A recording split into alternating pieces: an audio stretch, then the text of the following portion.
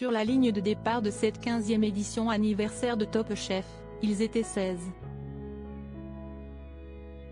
Depuis, plusieurs d'entre eux ont été éliminés.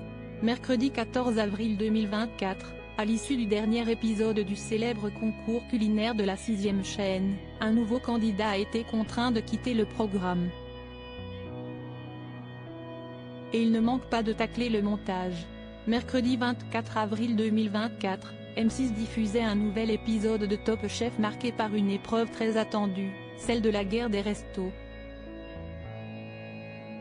Jorik, Arnaud et Brian ont séduit le jury avec la création de leur établissement, baptisé Square et proposant un retour à l'enfance. Alors que les autres candidats se sont affrontés sur une autre épreuve consistant à concocter le meilleur assaisonnement pour accompagner un tartare de bœuf, la proposition de Pierre Herreur, mousse de persil, chips et lard de colonnata, n'a pas fait l'unanimité. Il a donc été éliminé du célèbre concours culinaire.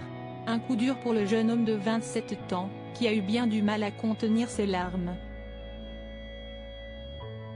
Après l'annonce de son départ, Pierre Herreur a adressé ses derniers mots devant l'ensemble de ses concurrents mais aussi face aux chefs Hélène Darroze, Dominique Crenn, Stéphanie Lequelec, Philippe Etchebest, Glenn Viel et Paul Perret.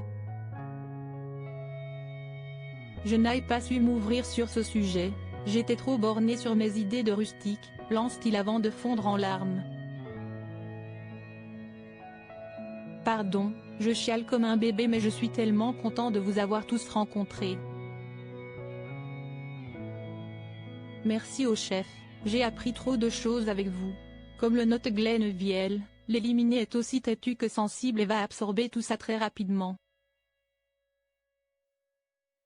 Pierre Herreur, Top Chef 2024, regrette le montage aujourd'hui, plusieurs mois après le tournage de cette 15e saison anniversaire de Top Chef. Pierre Herreur a pris du recul. Auprès de nos confrères de Télé Loisirs, le jeune chef revient sur son parcours et, alors qu'il est perçu à l'antenne comme un peu fermé, pointe du doigt le montage de l'émission.